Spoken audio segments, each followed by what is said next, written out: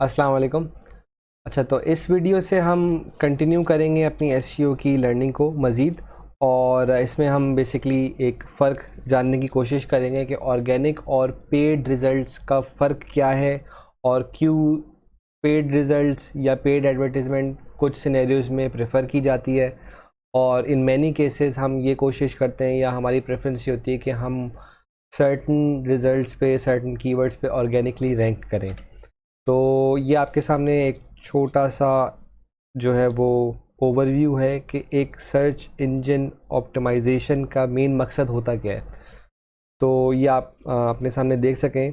The core task of search engine optimization is to make sure that a website is optimized for various search results for a number of keywords. जैसे मैंने आप लोगों को बताया कि search engine optimisation, आप अगर किसी भी ब्रांड, किसी भी प्रोडक्ट की कर रहे हैं तो आपका फोकस यही होता है कि आप मैक्सिमम से मैक्सिमम कीवर्ड्स पे, सर्च रिजल्ट्स पे अपनी वेबसाइट को रैंक करवा सकें through their blogs, through their landing pages और एनी अदर थिंग।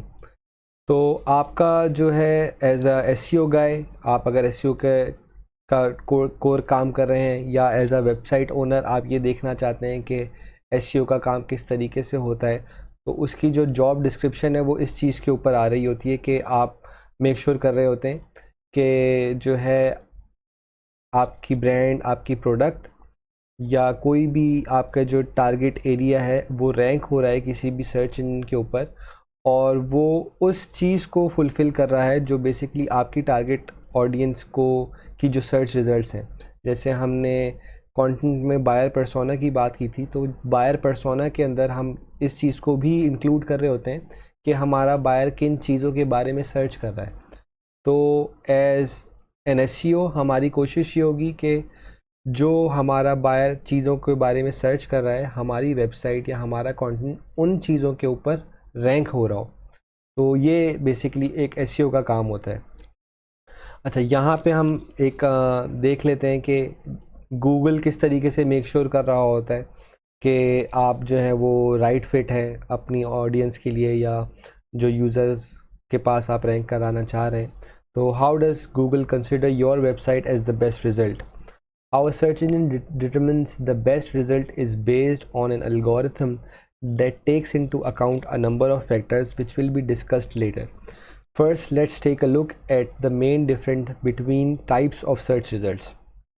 ठीक है, तो यहाँ पे हम देखते हैं कि ऑर्गेनिक और पेड डिवाइड हो रहा होता है different types of search results के अंदर।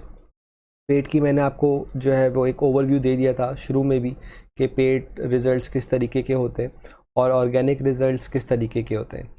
तो ये आपके सामने एक पिक्टोरियल फॉर्म में भी आ रहा है कि जब भी आप गूगल पे कोई चीज़ को सर्च कर रहे होंगे तो जो टॉप पे एड्स आ रहे हैं वो ऑब्वियसली पेड मार्केटिंग का पार्ट होते हैं, और उसके नीचे जितने भी एड्स या जितने भी सर्च रिज़ल्ट्स आ रहे होते हैं वो ऑर्गेनिक रिज़ल्ट्स का जो है वो हिस्सा होते हैं।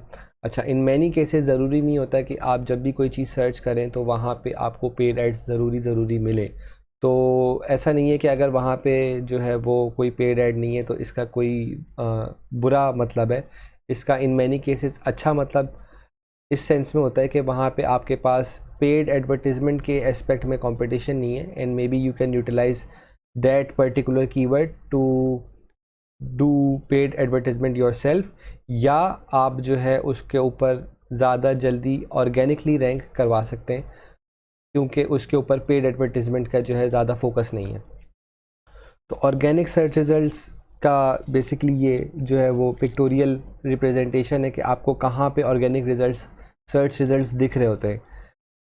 At the top of a search result आपको एड्स दिखते हैं इन मोस्ट केसेस, और इन सम केसेस आपको जो एड रिजल्ट्स हैं वो at the bottom of the page भी मिलते हैं।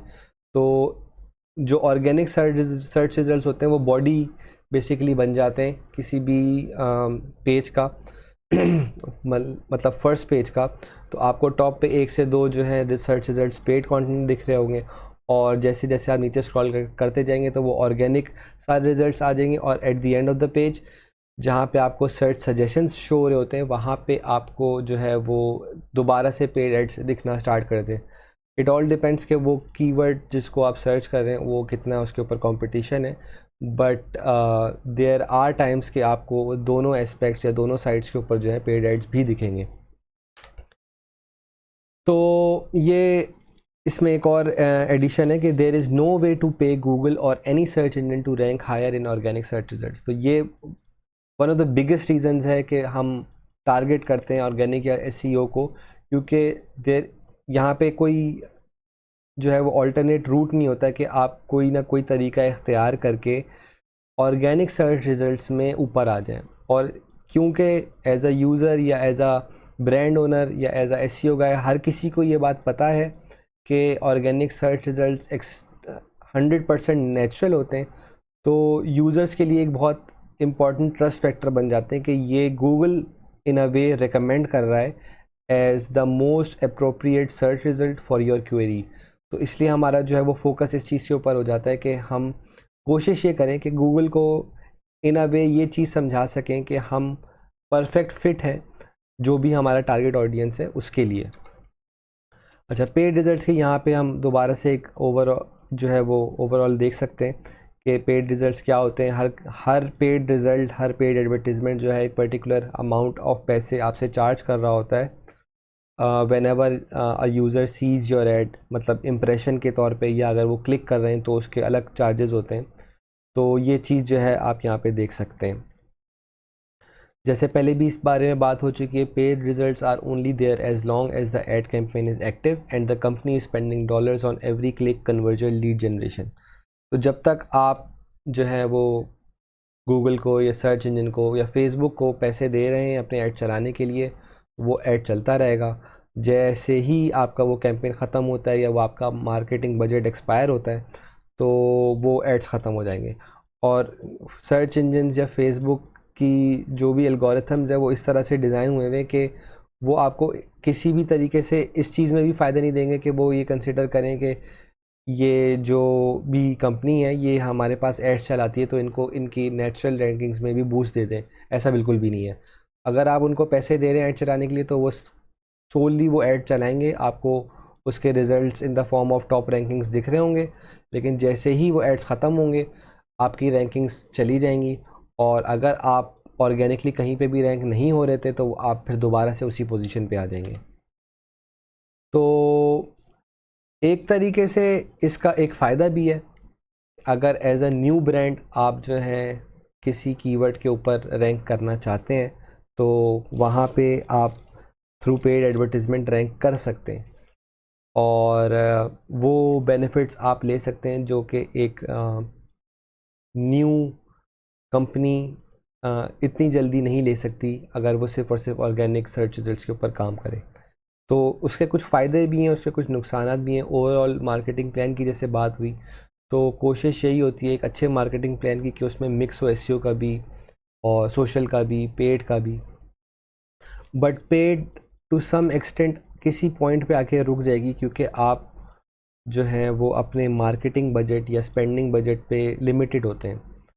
तो वहाँ पे उस पॉइंट पे आपको आके इस चीज़ को मेक श्योर करना होता है कि अगर मैं अपने मैक्सिमम बजट को यूटिलाइज़ करके पेड एडवर्टीज़मेंट से ट्रैफिक या यूज़र्स जनरेट करवा रहा हूँ तो मेरा जब ये बजट एक्सपायर होता है, ख़त्म होता है, उस पॉइंट पे मैं ऑर्गेनिकली कितना स्टेबल हो चुका हूँ।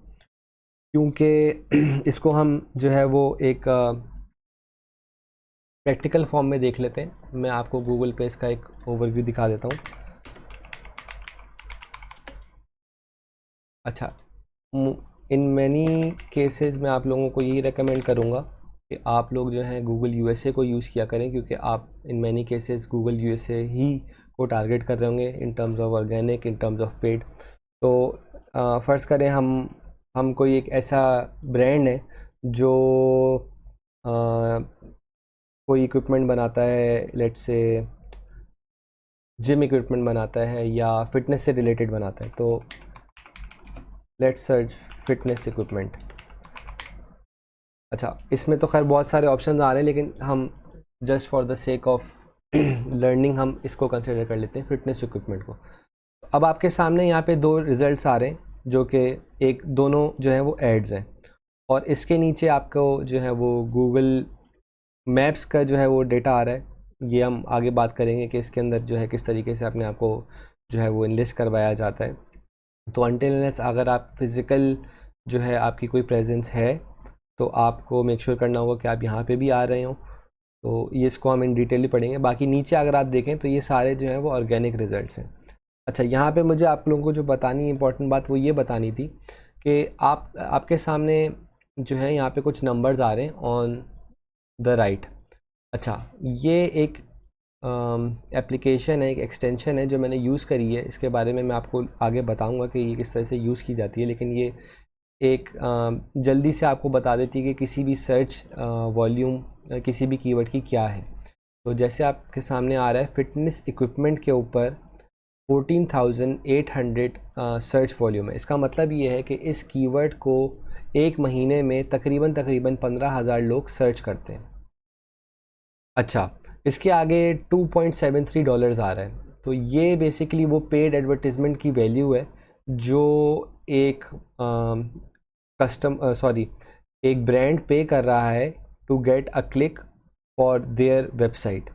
तो अगर एक बंदा, एक यूज़र भी इस ऐड पे क्लिक कर रहा है तो ये कंपनी गूगल को $2.73 दे रही है हर क्लिक पे। अच्छा, इसके ऊपर एक इसकी एक अलग साइंस है कि ये किस तरीके से इसकी जो है वो वैल्यू जनरेट होती है, लेकिन ये पेड वाले जो एस्पेक्ट है इसमें आपकी ये सारी जो है वो चीज़ें कवर होंगी। मैं आपको सिर्फ इसका एक डिफरेंस बताना चाह रहा हूँ कि यहाँ पे 14,800, let's for the sake of simplicity हम इसको कंसिडर कर लेते हैं 15,000।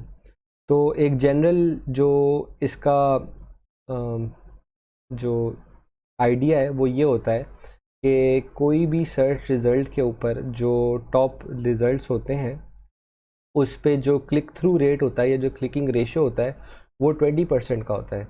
मतलब कि अगर 15,000 लोग सर्च कर रहे हैं तो 15,000 का 20% हो गया 3,000। 15,000 लोगों में से 3,000 लोग वो हैं जो इस ऐड पे क्लिक करेंगे या इसके नीचे सर्च रिज़ल्ट के ऊपर क्लिक कर रहे होंगे। ये मिनिमम, एक बेयर मिनिमम जो है वो हम रखते हैं इन terms of click through rate कि कितने लोग हमारी वेबसाइट के ऊपर जो है वो कॉल कर रहे होंगे। तो जो ये मिनिमम वैल्यू है ये 20% है। तो in case of fitness equipment जो हम कंसिडर करते हैं कि हमारा कीवर्ड है, तो आउट ऑफ दोस 15,000 लोग 3,000 लोग वो होंगे जो हमारे ऐड पे क्लिक करेंगे। अच्छा, इन 3,000 लोगों के लिए अगर मैं ऐड चलाऊं और मैं ये बोलूं कि मैं ये 3,000 लोग एक्वायर करना चाहता हूं ऐड के थ्रू, इन 3,000 लोगों को अपने वेबसाइट पे ऐड के थ्रू लाने के लिए मुझे इनको हर क्लिक के ऊपर 2.73 देने पड़ेंगे। और जिसका मतलब ये होता है कि मेरे पास मेरे ऐड बजट का तकरीबन $8,000 मैं सिर्फ एक कीवर्ड पे खर्च कर रहा हूँ just to get 3,000 viewers, 3,000 clicks on my particular keyword. तो ये इतना महंगा पड़ जाएगा कि अगर मैं इसको इस तरीके से सिर्फ और सिर्फ पेड एडवर्टीजमेंट के थ्रू लेके चलूँ। अच्छा, इसके कंट्रास्ट में आपके सामने जो ये रिज़ल्ट्स आ रहे हैं ये वो सारे रिज़ल्ट्स हैं जो $1 भी नहीं दे रहे इस रैंकिंग पे आने के लिए, और एसईओ के थ्रू इन्होंने ये रैंकिंग अचीव करी है। और यही 3,000 लोग जो ये दो कंपनीज हर क्लिक पे $2.73 दे के ला रही हैं, ये वो कंपनीज़ हैं, ये वो वेबसाइट्स हैं कि जो ये चीज़ अचीव कर रहे हैं without paying even a single penny. तो ये वो फ़र्क है जो बेसिकली आपको जो है दिमाग में रखना है कि आपके लिए ऐसी इम्पोर्टेंट क्यों है। और शुरू के लिए ये चीज़ बहुत इम्पोर्टेंट है। मैं इसको बिल्कुल भी डिनाई नहीं कर रहा कि पेड एडवर्टीज़मेंट जो है वो इम्पोर्टेंट नहीं है। एक अर्ली बूस्ट के लिए जो बम्बू वाली बात है तो वो करना जो है वो बहुत ज़रूरी है, लेकिन आप अपने ब्रांड को जो है एक लॉन्ग टर्म पर्सपेक्टिव से अगर लेके चलना चाह रहे हैं तो आपके लिए एसईओ 100% ज़रूरी है। तो आप अपने जो भी मार्केटिंग स्ट्रेटेजी का प्लान बना रहे हैं उसमें आपको दिमाग में ज़रूर रखना है कि आपको सिर्फ़ और सिर्फ पेट पे काम नहीं करना है। पेट पे काम करना है वो भी ज़रूरी है, क्योंकि आपको अपने इंडस्ट्री कंपेटिटर से एक तरीके से जो है वो इन कीवर्ड्स के ऊपर काम करना है, लेकिन एट द सेम टाइम इसी पॉइंट पे आपका आके वो जो पेड बजट है वो इवेपोरेट हो जाएगा। आपको उस पॉइंट पे इस चीज़ को दिमाग में रखना है कि जब मेरा एड बजट ख़त्म हो रहा है उस पॉइंट पे मैं ऑर्गेनिकली कहाँ कहाँ रैंक कर रहा हूँ। उसके लिए अगर आपकी एसईओ स्ट्रेटेजी अच्छी होगी, आपको एसईओ की अच्छी नॉलेज होगी, तो ही वो चीज़ आप अचीव कर पाएंगे और आप जो है एक अच्छी मार्केटिंग स्ट्रेटेजी को इवेंचुअली जो है वो अचीव कर पाएंगे। तो ये फ़र्क जो है हमने इस सेशन में देखा है, और इन द नेक्स्ट सेशन हम इस चीज़ को समझने की कोशिश करेंगे, जो कि एसईओ का एक बहुत इंपॉर्टेंट पार्ट है, कि सर्च इंजन्स काम किस तरह से करते हैं। कि यहाँ पे तो एड्स आ रहे हैं या नीचे आप देख रहे हैं कि किस तरीके से ये रैंक कर रहे हैं, बट ऐसी क्या चीज़ें हैं जो एक सर्च इंजन देखता है और उस पे रैंकिंग्स को फैक्टर करके वो किसी भी वेबसाइट को एक अच्छी रैंकिंग देता है या बुरी रैंकिंग देता है। तो इन द नेक्स्ट वीडियो हम इंशाल्लाह ताला इस चीज़ को देखेंगे। सी यू गाइस देयर। अस्सलाम वालेकुम।